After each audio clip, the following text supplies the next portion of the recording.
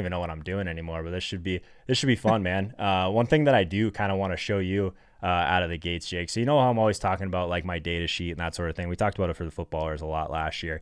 We actually made it completely free at linemovement.com. So we've got all these columns, all these things that I'm talking about on our show, and all these things that I'm looking at from a DFS perspective. It's all free at linemovement.com. Now, we actually put this together over the last couple days. Again, bringing it right up into the wire. But before we jump into it, man, tell everyone what's going on at The Athletic. I know that you're very selective in the other shows that you do, so I appreciate you being with us.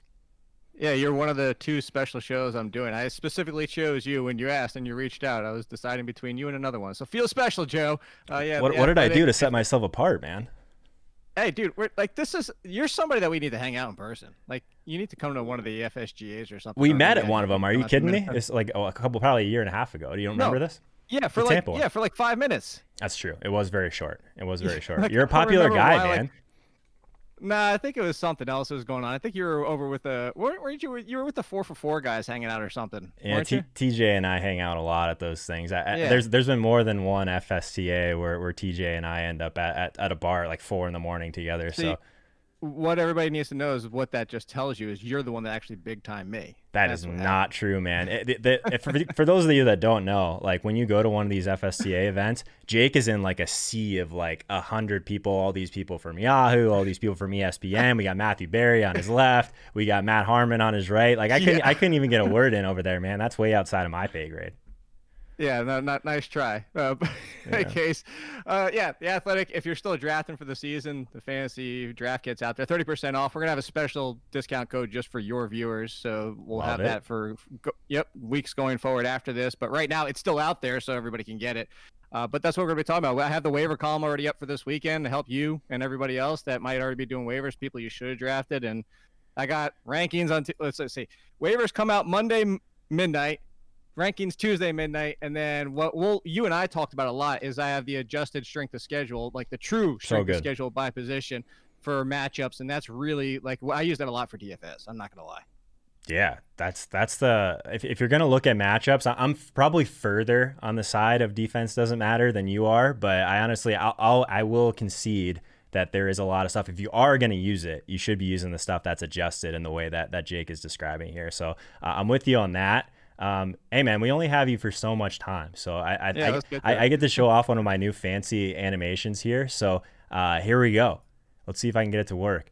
First look with Joe Holka and obviously our special guest from The Athletic, Jake Ciely. Man, those look so good. I'm so pumped about all of these. All right, so let's jump over and check out quarterback first. So this is very truly my first look at the slate. So looking a little bit at it, we'll give it a little bit of a wrinkle. I know you had some guys that you said should not be on waivers that are going into week 1. So we'll touch on that along the way. I guess just to give everyone that might be here for the first time a little bit of insight on what I'm looking for at the quarterback position. I want guys that are going to give me rushing ability. I play a lot of tournaments that are a little bit more at the mid to high stakes, smaller field type of stuff. So I just really value these guys that can give me at least that floor on the ground. Lamar Jackson was a really fun time last year, but now do we really want to pay all the way up for him at 8,100 on DraftKings? That's tough, right? Guys like Kyler Murray, Josh Allen. If we see Russell Wilson get absolutely unleashed this year, I could see he being someone that we go to a lot. But then there's some cheaper guys that have a little bit of rushing ability too. Tyrod Taylor, I don't know how much we really like the Chargers in general this year, which we can get to. But Jake, talk a little bit, like if I had one thing that I really value, it's rushing, but I also like guys that throw deep. Those would be like my 2. Like when you're choosing a quarterback for DFS in particular, what else are you typically looking at? So we have a little bit of time today. I'm looking those 2 things. You're 100% right, but also game script. We're trying to predict game script. We're trying to predict the higher over unders or even teams that need to play from behind. Somebody who does both we could talk about right now. I brought him up before, Beowulf. Like Minshew this year, I feel like Minshew is going to be a popular play for me to pivot to for the cheapness of him right now, especially because he's going to run, because he's going to be throwing. I mean, this is back to Blake Bortles time. So I think that he's appealing, but, like you said, throwing deep at the top of your list, as I see Drew Brees. I actually, when you were sorting before, I have a big love of Drew Brees that people don't realize that he only had 2 bad games last year. Well, outside the one he got hurt, but only 2 bad games. You're talking about fantasy points per games and the ones that he started and finished. He was 3rd or 4th. So I think that everything you said is what we're looking for. But yeah, game script would be the third. I think those are the only three important things to look for, because I feel like, because it's, this quarterback's so flat Right. that people are going to try and be contrarian, and you don't need to be like, I'm looking right now. Kyler Murray's at 6,400 at San Francisco. People are going to be like, well, I got rushing upside. I'll be contrarian and I'll play Kyle Murray. And then it's not going to matter anyway, because enough people are going to be on him to begin with.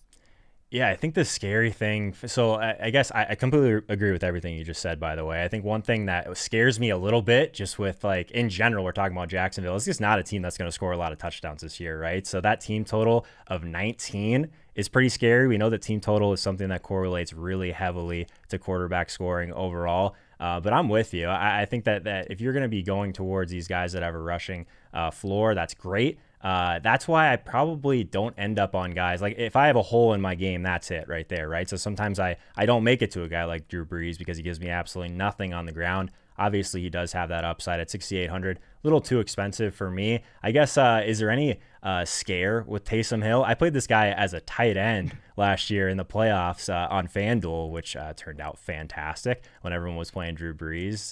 But yeah, I guess any concerns with Taysom this week? Obviously, it's still pretty nice total there, so there might be enough for everyone. The Taysom Hill thing really just kind of kept Drew Brees from being elite Drew Brees. Sure. Like, that's really like, yeah, I understand people in seasonal, and that's the thing. It's kind of the perception, as everybody's like, so upset by it. But I go back to, again, Drew Brees, 20 points. He had the 1 week of 40. I think he hit 30 another week. He averaged over 20 points. It's just they remember the Taysom Hill play. Like, oh, crap, Drew Brees could have been even better. So I think that's more what it is. Just, yeah, it's going to frustrate in some weeks. But I think that Drew Brees is still in play a lot, because one of the things you're going to get right out of the gate is if you pair him with Michael Thomas, you're pretty much already going to differentiate yourself to begin with, because nobody's going to want to pay up for Michael Thomas because they'll find all the values at wide receiver. Nobody ever wants to do that. We talked about that on the show so much last year. Though one other quarterback I think fits this bill, if we're talking about rushing, is if we knew Cam Newton was 100% Cam Newton, the 6,100, there's no reason Cam Newton shouldn't be in your options to play. Yeah, Cam Newton's an interesting one. I kind of, if I'm being honest, I skimmed over him probably faster than I should have. It's just so weird. It's going to be weird seeing him in a Patriots jersey, number one. But is he healthy? Those are things that we're still working through. But like some of the like ancillary things that we look at, like decent team total, like New England this week. I don't know. I think it's an interesting one for sure. I want to get your take on Tyrod Taylor. I know our boy Steve Boyton in the chat was asking about Tyrod. A couple of the things, again, like kind of a tight spread. We could see this game going back and forth a little bit. Nice team total. He does give us a little bit of rushing. But this Chargers team, right? There's just not a lot to get excited about. Am I right? There's not, but it could be a good thing at the same time, because if you're going to go Tyrod, you can stack Keenan, Hunter Henry. Hell, you could even go Austin Eckler if you really want to surprise. Or you could just go Austin Eckler and toss out Hunter Henry. Basically, there's a 3-player stack here, and that's the thing. With Mike Williams out, you've got a nice funnel here. Like, so where I don't love Tyrod Taylor, because if I'm playing DraftKings, look, we know most people want to play tournaments. We can talk cash games all day long, and Tyrod Taylor's always going to be a great play in cash games, because he's always going to have an amazing floor, because that's what we remember from the Bills. He runs for 30, 40 yards. He throws about 1 touchdown a game. He doesn't really have that ceiling of where he's going to score 35, 40. Right. This one game, you can kind of paint the narrative in your mind where it could happen this week. The Chargers have been losing pieces on defense before the season even starts. We assume the Bengals defense is going to be piss poor. We assume Joe Burrow is going to come out and throw like crazy and be the Joe Burrow we knew from college. And then the Chargers are going to have to play catch up and force Tyrod to play. And maybe he runs for a touchdown. So you can paint this whole narrative. You can put it out there. But if you're going to do it with Tyrod, Keenan Allen, and then pick one of the, include Austin Eckler, probably Hunter Henry again. I'd probably lean back that way, because I think a lot of people are going to be on Austin Eckler anyway. Yeah, I think that was my next question, is how popular do you think that'll be, people going that direction, because the weapons, like you said, are a little bit cheaper than they probably should be. So that's an interesting one for sure. I just like looking back at this, Kyler Murray at 6,400, Josh Allen at 6,500. Seems like splitting hairs a little bit. Obviously, Kyler's a pretty big underdog in this spot. Do you have a preference between those guys? Kyler Murray, it will never be Josh Allen for me. My biggest problem with Josh Allen against the Jets? It's Tyrod Taylor all over again. Look at his numbers last year, 3,000 yards and 20 touchdowns. I do expect him to improve this year, but when is Josh Allen throwing 4 touchdowns? And like maybe he runs for 2 and throws for 2, but I don't even think he did that once last year. I know he ran for 9 touchdowns, but I don't think that ever happened in the same game. Again, like as a cash game, but nobody wants to talk cash game. If we're talking tournament, I want 4 touchdowns out of my quarterback. I just don't ever see that being Josh Allen. I don't know, man. I feel like if he can give you one on the ground, like this is the one I feel like we went back and forth on a lot last year too. Like I was always a Josh Allen truther. I know our friend of the show, Evan Silva, is really big on him this year. So it's he did it interesting. once last year. He did it at Miami, threw for 3 and ran for 1. So John Brown caught both of them though, right? So it ended up being an amazing stack. Yes. So that's the thing with Josh Allen too, is you almost have to guess his one player. You know, we could assume Stephon Diggs, but what if it is John Brown? Hell, what if it's Dawson Knox? Like, and I'm very rarely ever going to find myself playing Josh Allen in the tournament. Okay, fair enough. I concede, I guess. So while we're at the quarterback position, Jake, let's talk a little bit about maybe some streaming options, a couple of guys that maybe should be on rosters and season long that aren't right now. Is there anyone that stood out to you? I know you're kind of walk through that every week as well. Yeah, you want to talk any position, or let's talk quarterback and get quarterback out of the way. Talk about some streamers, potential options for at least week 1. Well, you know the main ones. So these are the 3 top ones that I have for this week that are not owned. Well, actually, you could throw Tyrod in this conversation if you want to play the safe route. I just don't know he'll be a great play every single week, but he'll have a very nice floor. Actually, Teddy Bridgewater is probably in that conversation as well, so you could throw those out. This shows how deep quarterback is if you don't play Superflex these days. Right. But at the top of the list, I know you're not. This is so funny. It's like you're the Josh Allen guy. I'm not really the Josh Allen guy. Mm-hmm. And although it was funny because before last season, I was a Josh Allen guy. Wait. Am I the Josh Allen guy? Yeah. I have never found anybody that wants to use Josh Allen as much as you do. You might be true. That might be true. You might be right. You might be right. That might be true. Because I already have the jersey of the guy I'm going to go back to him. I'm going to pound the table. I'll go down with this ship. In seasonal, of course. Was Gardner Minshew. Like everything is on the table. Like Blake Bortles, that's all we have to keep saying. Blake Bortles was a fantasy start worthy quarterback. That's Gardner Minshew with more upside. Gardner Minshew has a team here. DJ Chark instead of Allen Robinson has 3-4 weapons deep at wide receiver. Their running back situation looks like a mess. Their defense is arguably the worst in the league right now. If you don't think there's going to be garbage time like there was in the Blake Bortles days every single week, and he's going to run on top of it, I mean, Gardner Minshew legitimately has top 10 fantasy upside. It's going to be ugly, but we just saw Jameis Winston finish as the 3rd best quarterback, being as ugly as you can get last year.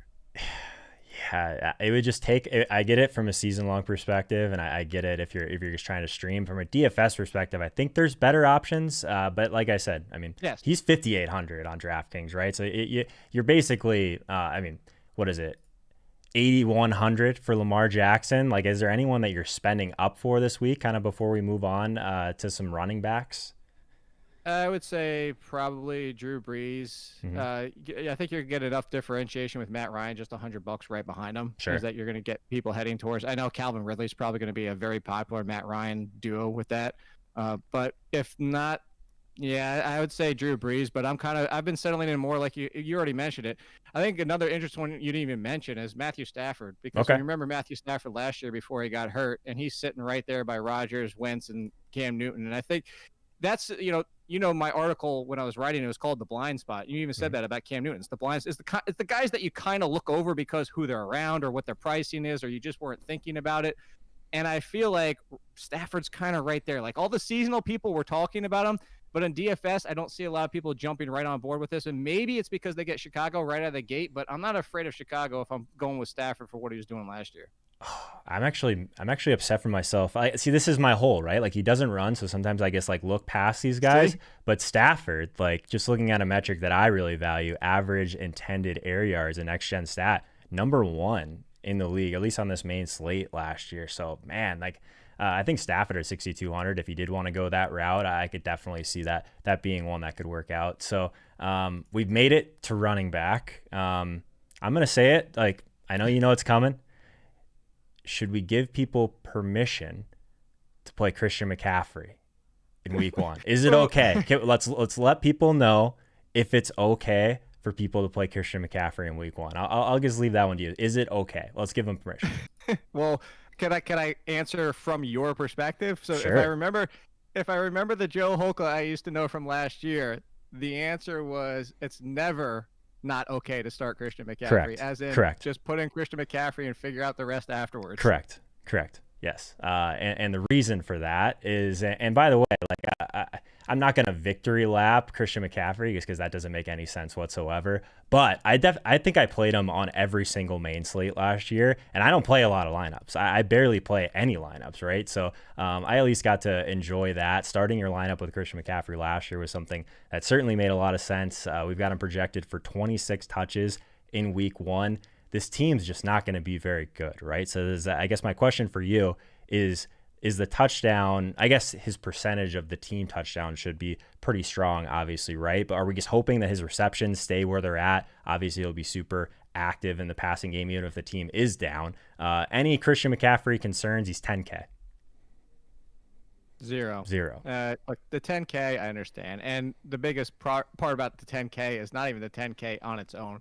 It's I love Dalvin Cook. I love Kamara if we know he's healthy. Like, you're saving 2,000 plus right off the jump to get 2 elite running backs. So I understand you don't want to go Christian McCaffrey.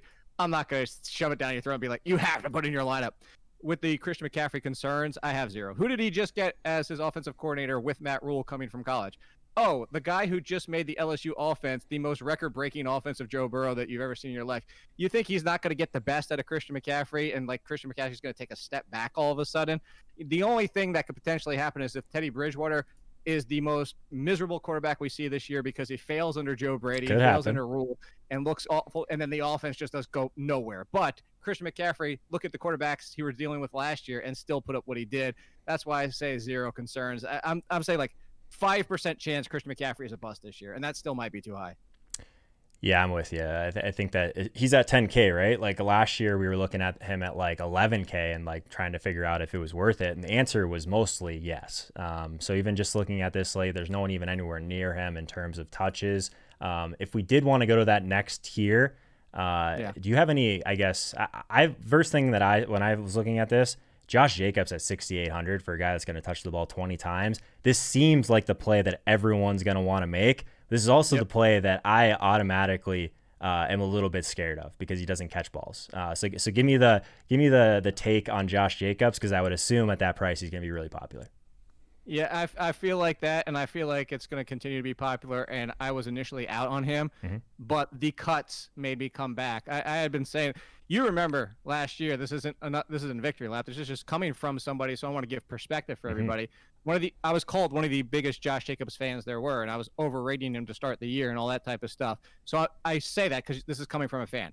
I was concerned this entire offseason of his passing increase that people were calling for because they brought in Devontae Booker, they added Theo Riddick, they added all these they still have Jalen Richard. Well, guess what?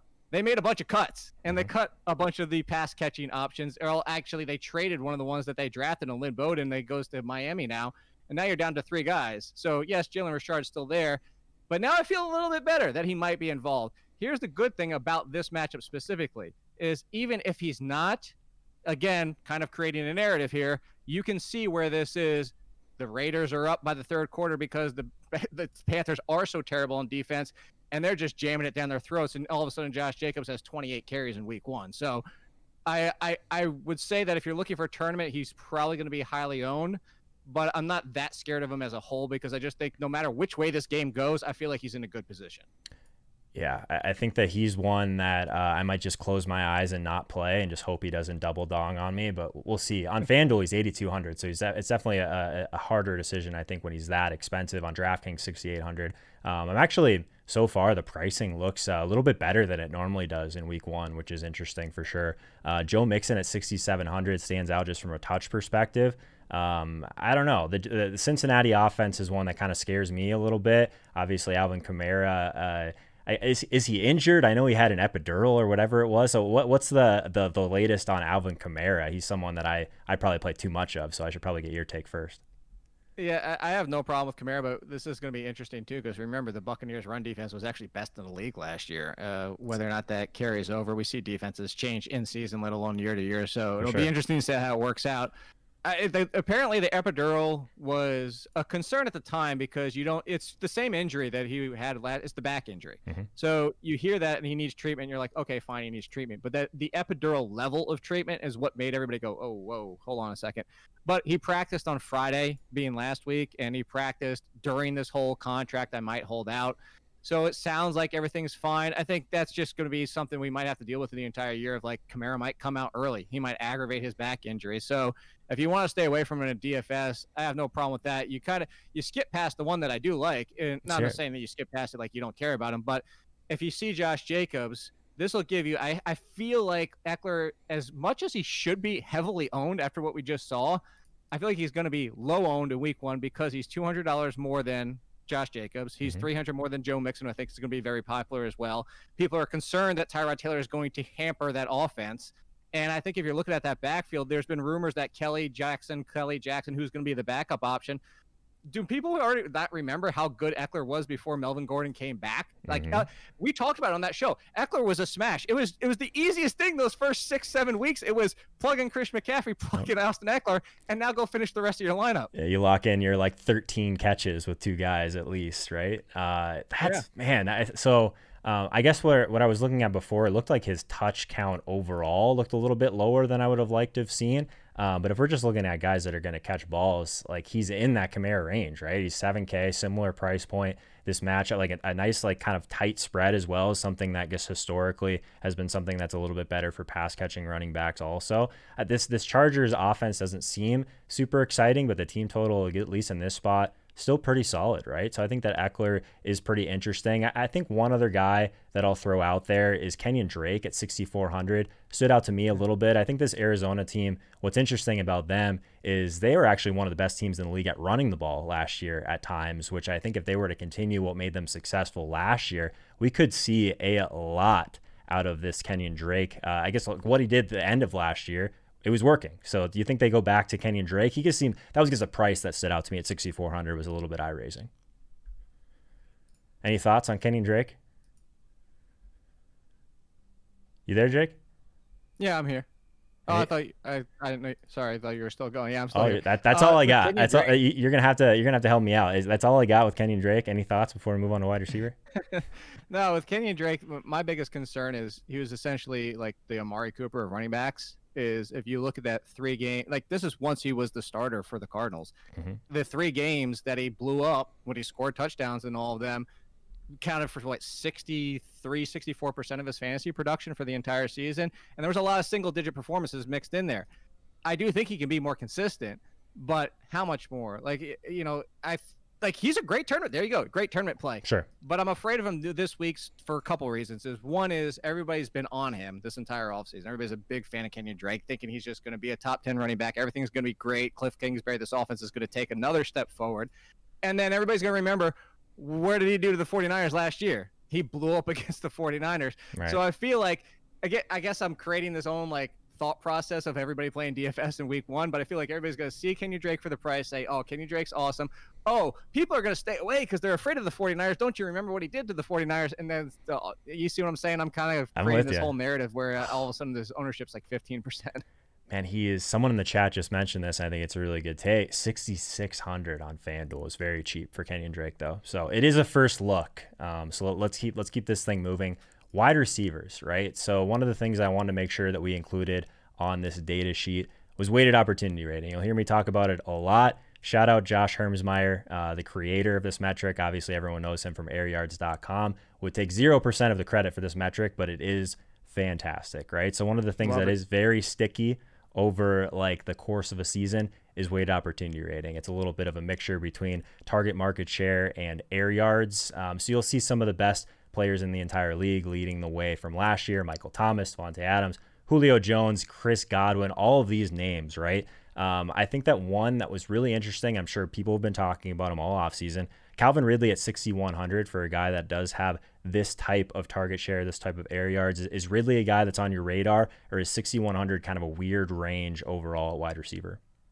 No, I think Ridley should be on people's radar. I think there's a lot of good options in here where this kind of starts to feel like quarterback. I mean, if you're looking at everybody, essentially from 65 at Allen Robinson, which I love Allen Robinson this year. Yeah, I don't care what the quarterback is. I'm even tempted to throw it a Trubisky stack. I'm not going to lie. Oh, Trubisky boy. throwing 4 touchdowns, it's in the realm of possibilities. But, you look at all this group here, there's so many good names that I think it's going to be like quarterback where it's kind of flat. Where I mentioned the Matt Ryan stat before, and I've mentioned that Calvin Ridley's the savings over Julio Jones. That might be the way that if you want to differentiate yourself is either go Julio instead of Ridley or just go both of them. It's kind of scary to go with both wide receivers, but it worked plenty of times last year. And yeah, I do like this situation. Seattle, a little bit more worrisome after trading for Adams, but I still think it's a matchup that can be exploited. Yeah, what about the other side? That's what I was going to say. Like Tyler Lockett at a very similar price point to me. Like I think Lockett is one of those guys that we could be looking at in a couple weeks and see him around that 7K mark. So just looking at him and at least the ceiling. I'm not sure where people are at with Seattle, but I definitely think it's one of those teams that could be a lot better in terms of at least throwing the ball a little bit more from a fantasy perspective. So any thoughts on Tyler Lockett at that price point? Similar, I guess, kind of in that mid-range. Yeah, I think you're going to see a lot of people save the $700 and go to DK Metcalf. Okay. And yeah, I'm not going to complain too much about it. There's I feel uneasy about. I love Lockett. Let me make that clear. And I think it's kind of foolish that people are always like, "Oh, he's just so efficient." Yeah, but he's been efficient for years. There's something to be said for the connection between Wilson and Lockett.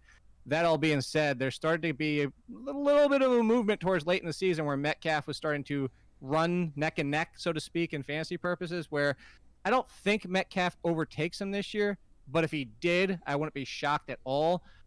So if I'm actually going to jump into this, I feel like DK Metcalf is going to be, I'll guess as of today, Joe, I'll guess he's going to be twice as highly owned as Tyler Lockett. Interesting. Very interesting. This is why we have you on, Jake. Like you have a pulse that I just haven't really had with a lot of stuff that's been going on. So appreciate you being here with us, man. I think that wide receiver is always kind of an interesting one, right? Because if you're going to pay all the way up, there's tons of options up there that seem like they would be great plays, because getting them into lineups is extremely hard. So kind of very early on in the week, obviously, but was there anyone that just really stood out from like a really kind of cheap perspective? We'll have Matt Harmon on from Yahoo later this week to talk a little bit deeper on wide receivers, but was there anyone that just looked mispriced on the lower end of things? I'd say mispriced for where he is. You actually, while you were asking this question and setting this up, you paused on him there for a second. Okay. It's Terry McLaurin. Nice. Like, Terry McLaurin at 56. I mean, what do we want? We want target volume. And you're looking at this offense, and yes, okay, Haskins, not like, I mean, he's essentially Tannehill, even when he turned the corner at the end of the year, throwing for 190, 215, throwing only a few touchdowns. But Terry McLaurin, even during that, Steven Sims, if you really want to, like, I mean, he's essentially the number 2, and he caught 3 out of the 4 touchdowns that Haskins threw at the end of the season. But Terry McLaurin is just an amazing wide receiver in a bad situation, but with the quarterback that he's comfortable with and the quarterback's comfortable with him. And you're talking about, I would almost estimate, like, what would we say, 150 targets this season would be a good number. So yeah, but how many do you need from how many do you need from Haskins? Until Terry McLaurin gets to 7K, I have a feeling he's going to be in my lineup. I mean, he was one of the first guys I found to put in my lineup. Man, Jake, I'm a little bit worried about you from the start here. You're on Minshew and you're on Terry McLaurin. Neither one of these teams have a team total over 20. I don't know, man. The volume is there. That's probably why the prices are where they're at too, based on the teams they play for. So that's an interesting one. Some of the other teams, one of the teams that I think we both probably played a lot of last year was the Miami Dolphins. So one of the price points that kind of at least stuck out to me a little bit was Preston Williams at 4,500 on DraftKings. Is that one that you have any interest in whatsoever? Or am I kind of grasping for straws here? No, I love that if he's healthy. I think part of it was not knowing what this was going to be like, if he was going to be ready for week 1. It sounds like he should be ready for week 1. If he is, it's so weird that, if this, you talk about seasonal too, just as a perspective, is you see people shift like their perceptions of what's going on. And everybody was all over Preston Williams and didn't like Devontae Parker because Preston Williams took a step forward this year and kind of remembered better than he really did. I mean, he was impressive at times, but he hasn't pushed Parker yet. And now he's likely ready for week 1. If Preston Williams is ready for week 1, there's a few teams that I don't like the team, but I like the opportunity. The Bears, it's all going to be going to Allen Robinson and Anthony Miller. The Dolphins, all to Parker and Preston Williams. There's a few teams like this where it's just 2 guys. And if you can get 2 wide receivers, like I know you don't like the football team, whatever we want to call them, but it's going to be Sims and McLaurin. Those are the opportunities I'm looking for because I don't have to try and worry about a 3rd, 4th, 5th person getting involved. So I do love Preston Williams, and I'll go another one where as of week 1, it looks like it's 2 guys. One guy's a vet, and one guy's a DK winner in his heyday, and it's Desean Jackson. And he's mispriced only because nobody expected this to be the scenario for week 1. Yep.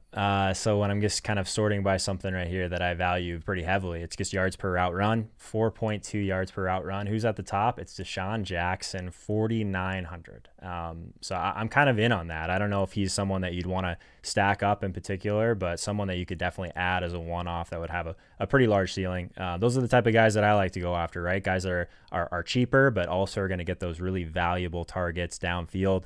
Nice team total, definitely not a spread that would have me going away from him too heavily, but that's the price that stands out up here for me from someone that we still expect to get a little bit of volume, right? So I think that's an interesting one. So in terms of wide receivers, Jake, I know that you wanted to talk about some guys that shouldn't be on waivers. Was there anyone at wide receiver that really stood out? Oh, there's a ton. And so I'll give everybody, you want to read the column. It starts with Desean Jackson and Preston Williams, funny enough. Nice. Because the theme of the first week's waiver wire ended up being the number 2s on team that just aren't owned, but 60% in Yahoo, like way under less. Anthony Miller. So Desean Jackson, Preston Williams, and Anthony Miller are all in the section that I call the I tried to tell you, where after some point I have nothing less to add. If you didn't add them by now, I don't know what to tell you. You should have added them by now. So I'll give you those 3 in seasonal. Great in DFS too. I am a big Anthony Miller fan. We saw him come on towards the last. And actually, to throw that out there real quick, weeks 12 through 15, top 15 wide receiver, while Allen Robinson was still a top 10. So again, funneled offense. I want that funneled offense. One of my favorites right now is Bryan Edwards. If you don't get in on Bryan Edwards right now, you're going to miss out. He talked about a funneled offense. Henry Ruggs, yes, it's rookies. Henry Ruggs and Bryan Edwards leading that offense at the receiver position. And it's rookies and with Derek Carr, but Derek Carr's not as bad as people think he is. He's middle of the pack of a deep ball passer. He's not bottom barrel, but people think he's bottom barrel. He also made Crabtree and Amari Cooper top 15 wide receivers 2 years in a row. So I'm pretty sure these rookies, if they're everything we believe they are, could at least be wide receiver 3s this year.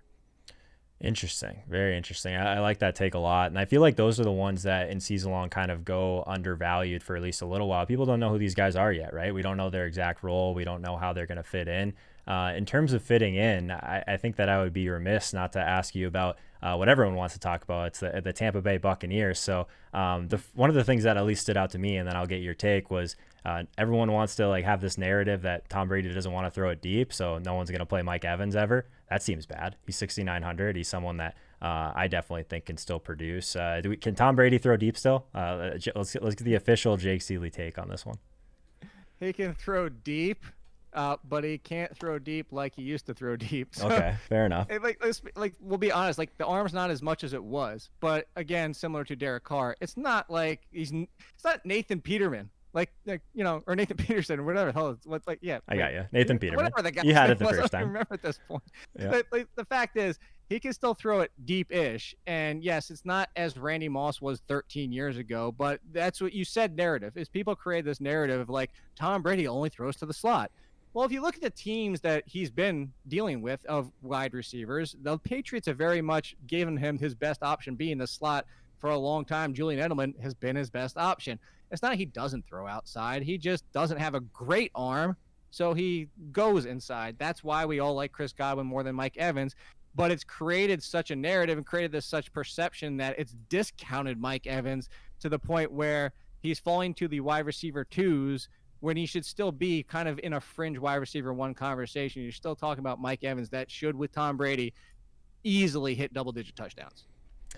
There it is, the official Jake Ciely take on the Tampa Bay Buccaneers and Tom Brady. So really interesting stuff, man. Let's move on to tight end. Before we do, I have to remind people now that we're live on YouTube and not live on Twitch, make sure you hit that like button, guys. We have almost 100 people hanging out here live. Appreciate you guys. We'll be doing this every single Monday and Wednesday at 3 p.m. Eastern time. We'll also be live on Sunday mornings again. I know you guys love those morning streams, 9:30 a.m. Eastern time. And we will be actually dropping the full schedule for line movement in the NFL shows. I'm going to be busy basically every day, man. My life is over. It's week 1. It is what it is.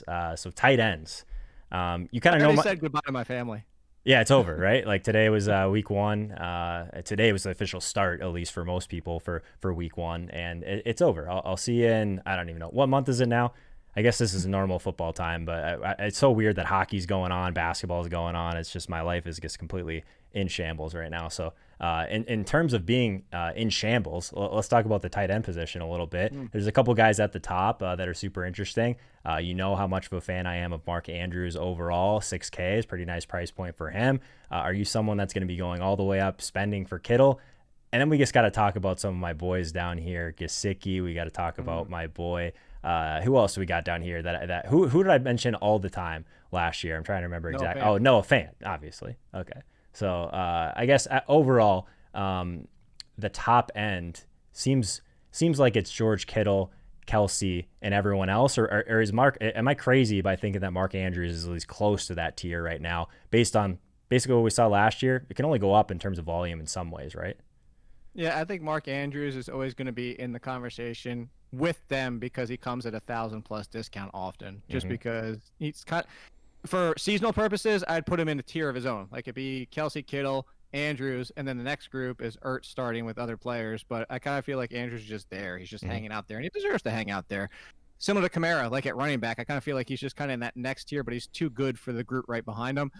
And that's why, like, you see the 6,000, you see the 7,200 for this week. Well, you should be having the same conversation because you're getting that discount. I'm not paying up for them very often, just because we did it on the show last year. There's too often you can find a real nice tight end, usually in the 4,000 to 5,000 range. And I'm so overweight on this guy for week one. Do you want to guess who it is? Oh, it's got to be Chris Herndon. Nope, it is not Chris Herndon, but I do love Chris Herndon. I do want some Chris Herndon. It is actually Hayden Hurst Helmsley, man. It is Hayden Hurst, because this is what I keep saying about Hayden Hurst. He's stepping in Austin Hooper's role. He's a great blocker. He's not coming off the field. If you even said Austin Hooper's 13 games, because that's all he played, for 16 games for Hayden Hurst, everybody would love Hayden Hurst. That's more than doable for Hayden Hurst. Hayden Hurst, as much as we mocked him and joked him because he was with the Ravens and drafted before Mark Andrews, that's why we mocked him. It's not because he wasn't good. It's just the fact that they took the better tight end later. Hayden Hurst is stepping into an amazing situation, amazing role. And yes, I mentioned the Adams trade earlier, but the Seattle defense, we still know, has been successful for tight ends for years for some reason. Just, I guess, the makeup or maybe their defensive scheme. I love Hayden Hurst. Like I said, I'm so overweight on Hayden Hurst. And if I don't have Hayden Hurst, you mentioned the other one. It's Chris Herndon, because he's essentially their number 2 wide receiver right now. Yeah, so I guess lock in your team right now, right? It's Hayden Hurst, it's Minshew, and who was the other one you mentioned on this team? Mclaren, below a 20 implied tier. Yeah, Hayden Hurst, Minshew, McLaurin, and then I'm almost betting that gets you Christian McCaffrey. I would imagine you could play whoever you want. That's an interesting one. I think that in that Hayden Hurst range, like the guy that kind of stood out to me a little bit was TJ Hawkinson, right? Hawkinson, isn't that what we called him last year on the Footballers? Hawkinson, yes. Yeah. I don't know why I have like this weird affinity for this guy, but he just is someone that, like, we've seen it. We've seen the ceiling at least. Like he's an athletic guy. He's another. We know it. I mean, the narrative that it takes tight ends longer, right? So we got another year under TJ Hawkinson's belt. 4,200 seems like a pretty cheap price tag for a guy like that at least has a ceiling. Hawkinson, like, I guess versus like that range is actually very solid, right? So Hawkinson versus someone like Gesicki, Goddard. I guess you already kind of planted your flag, but outside of Hayden Hurst, like what are your thoughts on Hawkinson versus Gesicki in that range? So I wrote up an article this offseason, and Hawkinson is my breakout tight end of the year. Yes. To give you the perspective on that, and I wasn't a fan of his last year because it was a rookie situation, and I felt like people went bananas after week one. And I'm not taking a victory lap for that. I actually still thought he would be a little bit better than what he was. But let's talk about that. Even though he did essentially nothing after week one, this is some of the things from the article that I wrote, is he was still third in snaps. He was still fourth in targets. Amendola leaps him in targets. Again, not playing the entire season, not doing anything statistically after week one. Still third and fourth in snaps and targets. And then on top of that, people love their metrics these days, right? So let's say separation at the time of catch. Let's talk about yards per route run. Let's talk about there's so many yards after the catch, broken tackle. Like, I did this and I ran through like 6 different metrics. You know the names he goes alongside of? George Kittle, Travis Kelce, Mark Andrews, Evan Ingram when healthy. Like, that's the guys he lines up next to when you talk about like these advanced metrics. So there's no reason not to love TJ Hawkinson. That's interesting, man. So, in terms of reasons not to love someone, like is Chris Herndon going to be like just the stone chalk at 3,300 on DraftKings? Like he's the name, right? Like he's the guy everyone wants to talk about. But like I'll say this, like yes, I get the savings, all of that stuff.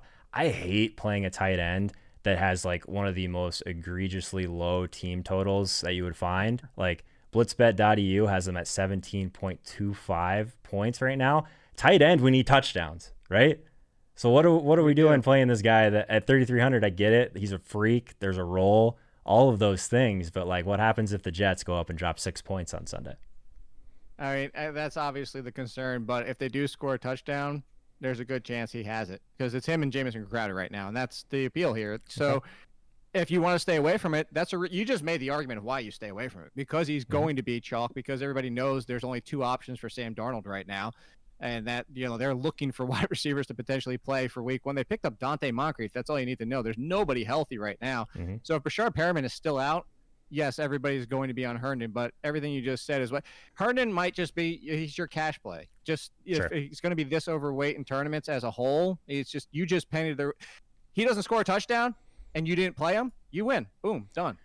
Yeah, and if you wanted to, I guess it is a Monday, but we'll talk about like a potential pivot at a similar price point. What about a guy like Irv Smith at 3,100? I don't hate that. At least he's got a little bit of a better team total. I don't know. I still think that Irv Smith is someone that is underrated, but now without Stephon Diggs, and I guess Thielen is just going to catch 15 balls a game. Is that what's going to happen, or is Irv going to get some love?